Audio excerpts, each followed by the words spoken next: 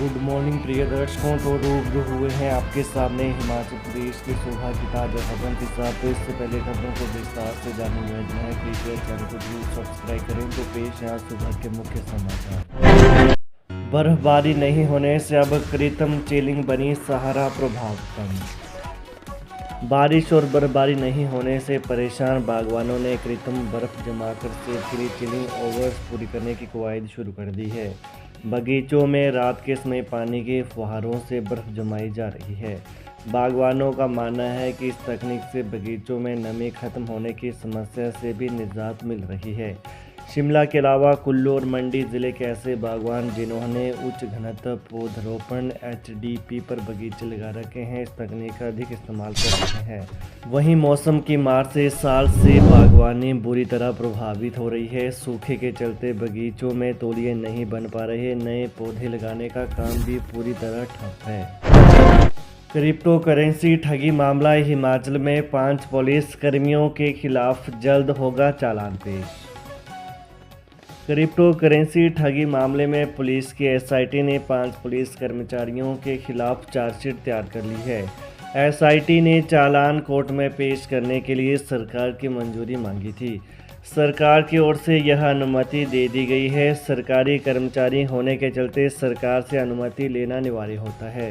इन कर्मचारियों पर आरोप है कि उन्होंने लोगों के लाखों रुपए क्रिप्टो करेंसी में लगाए और मोटा कमीशन कमाया। 2500 करोड़ रुपए के इस घोटाले में अब तक शिमला कोर्ट में आरोपियों के खिलाफ 2 चालान पेश किए जा चुके हैं। ये अंतिम चार्जशीट है। अब तक इस मामले में 19 आरोपियों की गिरफ्तारी हो चुकी है। पुलिस SIT को कई और आरोपियों की भी तलाश है। ऐसे में पुलिस बार बार बाहरी राज्यों में आरोपियों को पकड़ने के लिए दबिश दे रही है। सड़क के साथ मकान में खोल सकेंगे दुकान, ढाबा और कैफे। सरकार ने मिक्स्ड लैंड यूज़ को दी मंजूरी। हिमाचल प्रदेश सरकार ने युवाओं को रोजगार देने के लिए एक और पहल की है। अब सड़क के साथ रिहायशी मकानों में भी लोग मंजिल के किनारे पर दुकान, ढाबा और कैफे खोल सकेंगे। प्रदेश सरकार ने मिक्स्ड लैंड यूज़ को मंजूरी दी है। पहले व्यावसायिक गतिविधियां चलाने के लिए नक्शा उसी हिसाब से पास होता था। प्रदेश सरकार के इस फैसले से हिमाचल के हजारों लोगों को फ़ायदा मिलेगा। भवन में होटल और पर्यटन गतिविधियों के लिए कमर्शियल नक्शा पास करना होगा। नेशनल हाईवे, राज्य मार्ग और मेजर डिस्ट्रिक्ट MDR में भवन मालिकों को रोजगार चलाने को मंजूरी मिलेगी। वहीं सरकार का मानना है कि इसके लिए किसी भी तरह की औपचारिकताएं पूरी करने की ज़रूरत नहीं होगी। अयोध्या के लिए HRTC ने 6 रूटों के लिए किया आवेदन। अयोध्या के लिए बसें चलाने को HRTC ने 6 रूटों के लिए आवेदन कर दिया है। यातायात प्रबंधक दिल्ली की फील्ड रिपोर्ट के बाद निगम ने रूट परमिट हासिल करने की प्रक्रिया शुरू कर दी है। वहीं शिमला, मनाली, धर्मशाला, हमीरपुर, उन्नाव, नालागढ़ से अयोध्या के लिए बसें चलेंगी। दिल्ली से निगम की बसें यमुना और आगरा लखनऊ एक्सप्रेसवे से होकर अयोध्या पहुंचेगी। दिल्ली से अयोध्या की 732 किलोमीटर की दूरी बसें 13 घंटे में तय करेंगी। अयोध्या के लिए पहली बस सेवा नालागढ़ से शुरू करने की योजना है। सरकार भर रही पेनल्टी तब मिल रही लोगों को बिजली। 9.5 रुपये की दर से लेनी पड़ रही इतने यूनिट बिजली। इस प्रचंड सर्दी में यदि आपके घर या उद्योग तक बिजली आ रही है तो राज्य सरकार इसके लिए भी पेनल्टी भरने को मजबूर है। कारण यह है कि भयंकर सूखे के कारण विद्युत उत्पादन हर साल से भी 10% नीचे है और कोहरे तथा धुंध के कारण सोलर प्रोजेक्ट भी बेहाल हैं। बरसात में लार्जी प्रोजेक्ट भी ठप हो गए हैं, जिसकी अब 1 यूनिट ही चली है। वहीं हिमाचल में कुल विद्युत उपभोक्ता 28,50,000 हैं। इनमें से 34 लाख उपभोक्ता घरेलू हैं, जबकि 4,30,000 औद्योगिक हैं। औद्योगिक उपभोक्ताओं में भी 2,000 बड़े उद्योगों वाले हैं और बाकी कमर्शियल यूनिट्स हैं। लेकिन बिजली की कुल खपत में से 84% औद्योगिक इस्तेमाल में चली जाती है। हमीरपुर में मम्प्स की चपेट में आए छात्र, कई स्कूलों में सामने आए मामले। विभाग आज करेगा सैंपलिंग। मम्प्स एक ऐसा रोग जो विषाणु के कारण होने वाला लार ग्रंथियों का एक गंभीर संक्रमण है, जिसके कारण कान के नीचे गले में सूजन हो जाती है। मरीज को 1 सप्ताह से अधिक समय तक लगातार बुखार रहते हैं। हमीरपुर के कई स्कूलों में छात्र इसकी चपेट में आ गए हैं। दरअसल यह एक संक्रमण है जो एक व्यक्ति से दूसरे में खांसते या छींकते समय हवा के साथ निकलने वाली छोटी छोटी बूंदों से गंदी सतह को छूने से या फिर मुंह की लार से दूसरे व्यक्ति को अपनी चपेट में ले लेता है।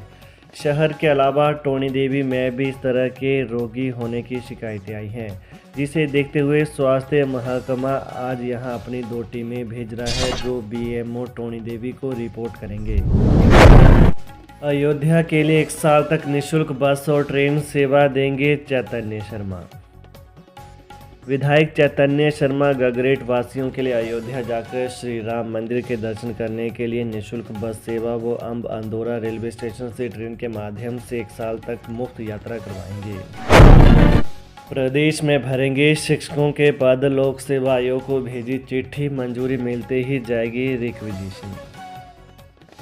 गेस्ट टीचर पॉलिसी पर हुए विवाद के बाद राज्य सरकार ने कमीशन के जरिए होने वाली सीधी भर्तियों की प्रक्रिया पर कदम बढ़ाया है। मुख्य सचिव प्रबोध सक्सेना ने शिक्षा सचिव राकेश कंवर को लोक सेवा आयोग से मामला उठाने के निर्देश दिए। इसके बाद शिक्षा सचिव ने लोक सेवा आयोग के सेक्रेटरी को शिक्षकों की सीधी भर्ती के लिए पत्र लिखा है। इसमें कहा गया है कि बेशक राज्य सरकार ने राज्य चयन आयोग की सूचना जारी कर दी है, लेकिन इसके लिए फंक्शनल होने में अभी वक्त लगेगा। इसलिए क्या लोक सेवा आयोग की सीधी भर्ती के जरिए भरे जाने वाले जेवीटी, टीजीटी और सीएनबी शिक्षकों के 2800 पदों की भर्ती कर पाएगा या नहीं। वहीं लोक सेवा आयोग से कंसेंट आने के बाद शिक्षा सचिव इन भर्तियों के लिए रिक्विजिशन लेटर भेजेंगे, तभी यह कन्फर्म होगा कि राज्य लोक सेवा आयोग को ही भर्ती दी जाएगी। इससे पहले कैबिनेट ने मई 2023 में 5291 शिक्षकों की भर्ती की मंजूरी दी थी। इसमें बैच वाइज आधार पर भरे जाने वाले आधे पद शिक्षा विभाग खुद काउंसलिंग के जरिए भर रहा था। अपनी चल और अचल संपत्ति बताने पर ही मिलेगी एचएएस और सचिवालय सेवा अफसरों को कड़े निर्देश। हिमाचल प्रदेश के एचएएस और सचिवालय सेवाएं अधिकारियों ने अपनी चल और अचल संपत्ति नहीं बताई तो उन्हें पदोन्नति नहीं मिलेगी। राज्य सरकार के कार्मिक विभाग ने इस बारे में कड़े निर्देश जारी किए। वहीं उन्हें चल और अचल संपत्ति का यह ब्यौरा मानव संपदा पोर्टल पर साझा करना होगा। संपत्ति का यह ब्यौरा देने के लिए सरकार ने इन दोनों श्रेणियों के अधिकारियों के लिए 31 मार्च अंतिम तिथि रखी है। अगर उससे पहले यह विवरण नहीं दिया तो यह पोर्टल बंद हो जाएगा। वहीं WCS कंडक्ट रूल 1964 के नियम 18 के तहत अधिकारियों को हर साल अपनी ताज़ा संपत्ति और देनदारियों का ब्यौरा देना होता है।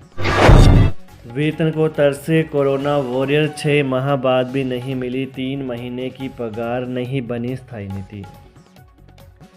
कोरोना महामारी के फैलने के दौरान जब इंसान दूसरे इंसान को छूने से भी डर रहा था, तब कोविड अस्पतालों में अपनी जान खतरे में डालकर पीड़ितों को उपचार करने में जुटे रहे कोरोना वॉरियर्स को वर्तमान में अपनी मेहनत की कमाई को पाने के लिए भी तरस चुके हैं। कोविड-19 के स्टाफ को 3 माह का अभी तक न तो वेतन मिला है और न ही सरकार की ओर से उनके लिए कोई पॉलिसी बनाई गई है। बीते वर्ष के जुलाई, अगस्त व सितंबर माह तक का वेतन नहीं मिला है। वहीं इससे इन कर्मचारियों को भारी परेशानियों का सामना करना पड़ रहा है। अब तो कर्जदार व मकान मालिक भी उन्हें परेशान करने लगे हैं। तो ये हैं प्रातः के मुख्य समाचार। तो ताज़ा खबरों को जानने के लिए कृपया चैनल को अभी सब्सक्राइब कर लें। धन्यवाद। जय हिंद, जय हिमाचल।